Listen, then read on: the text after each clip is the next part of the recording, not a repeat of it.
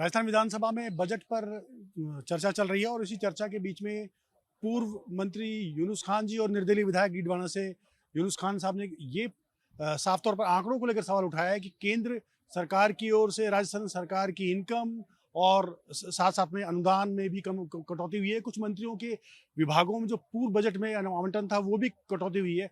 उन्हीं से जानते हैं कि आंकड़ों में किस तरह का फर्क आपको नजर आ रहा है इस बजट। इनका कमिटेड एक्सपेंडिचर है जिसमें पेंशन, इंटरेस्ट और सैलरी, ये तीन आता है।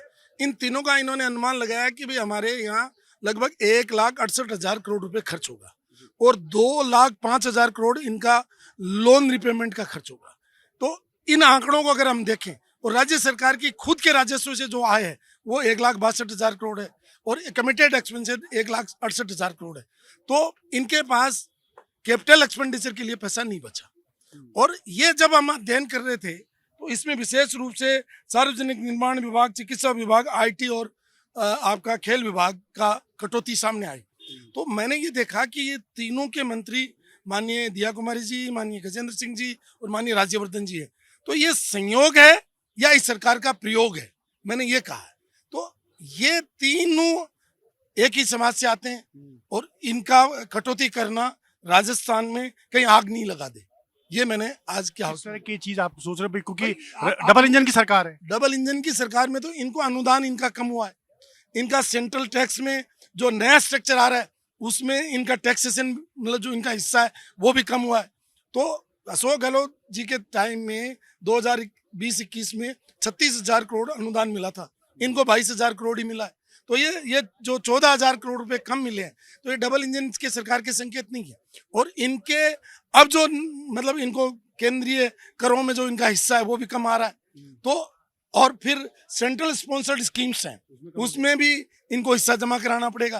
तो मुझे नहीं लगता कि ये सरकार नए कोई डेवलपमेंट के काम कर पाएगी, नए रोजगार दे पाएगी।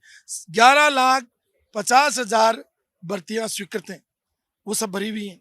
अब ये कह रहे हैं 3 लाख नौकरियां और देंगे, जब स्वीकृतियां 11.5 लाख है और ऑलरेडी आपका और एक्सपेंडिचर हो रहा है, और तो आप कैसे किस तरीके से लोगों को नौकरियां दोगे, एक बात। दूसरा, जो जीएसडीपी में एग्रीकल्चर का, सेवा का और इंडस्ट्री का भाग है, इंडस्ट्री का इनका वही चल रहा है जो कांग्रेस के जमाने में चल रहा था।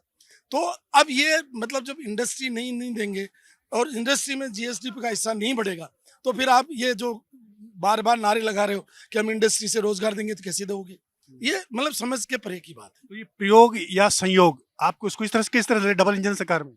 भाई ये तो मुख्यमंत्री जी अप्रोप्रिएशन में जवाब देंगे और कल माननीय दिया जी बताएंगे कि उनके विभागों में कटौती क्यों गई है, तीनों की वही बताएंगे, क्योंकि उन्होंने बजट पेश किया।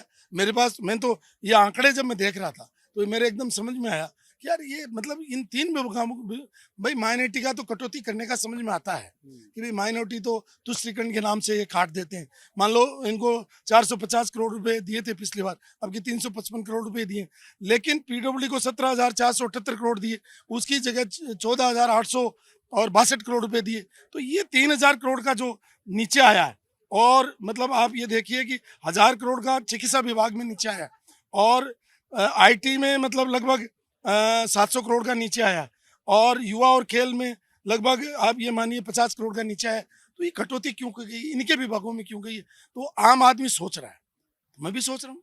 बिल्कुल आंकड़ों के बारे में उन्होंने बताया और अक्सर यूनुस खान जो है वो इस बजट के संदर्भ में या सदन के संदर्भ में सरकार को अक्सर घेरते हुए आए हैं। अभी इस वक्त वो निर्दलीय हैं, लेकिन इससे पहले वसुंधरा सरकार में एक दमखम वाले मंत्री भी रहे हैं और वित्त और फाइनेंस का की पकड़ जो है उनकी काफ़ी मजबूत रही है। देखने की बात होगी कि उनके इन सवालों का बीजेपी या सरकार क्या जवाब देती है। दिलीप परमार के साथ देवेंद्र सिंह, इंडिया डेली, जयपुर। देखिए इंडिया डेली 24/7 अब आपकी स्मार्ट टीवी पर। इंडिया डेली मौजूद है सभी डिजिटल प्लेटफॉर्म पर लाइव और लगातार। इंडिया डेली 24/7 हर दिन राष्ट्र को समर्पित।